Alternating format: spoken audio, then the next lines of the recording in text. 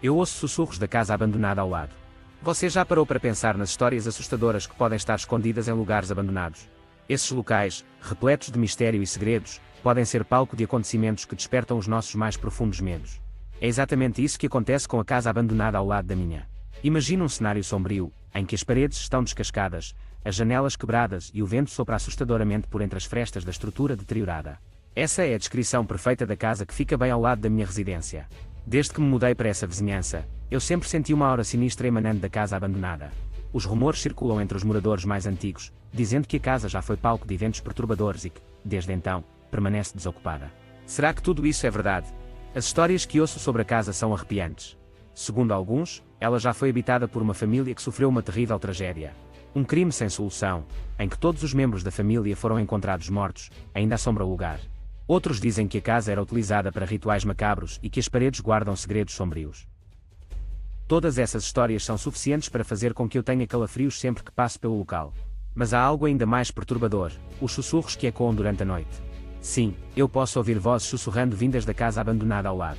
Às vezes, quando estou deitado na minha cama, tentando encontrar o sono, esses sussurros se intensificam.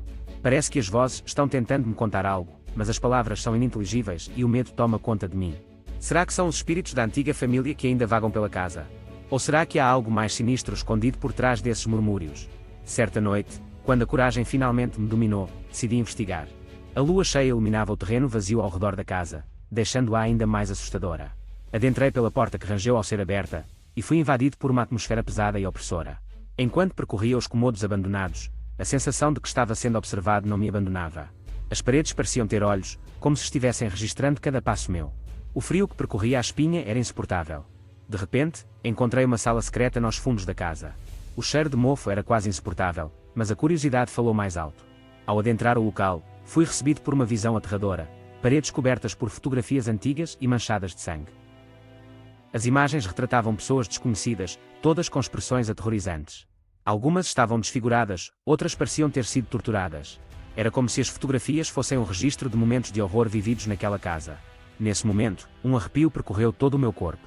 As vozes sussurrantes que eu ouvia antes agora pareciam estar ao meu redor, cada vez mais altas e ameaçadoras. Corri para fora da casa, sem olhar para trás. A adrenalina era intensa, o medo palpável. Desde aquela noite, não consigo dormir tranquilamente. As vozes sussurrantes ainda ecoam nos meus sonhos, me atormentando. O que será que elas querem me dizer? Será que a casa abandonada ao lado guarda algum segredo obscuro que está tentando me revelar?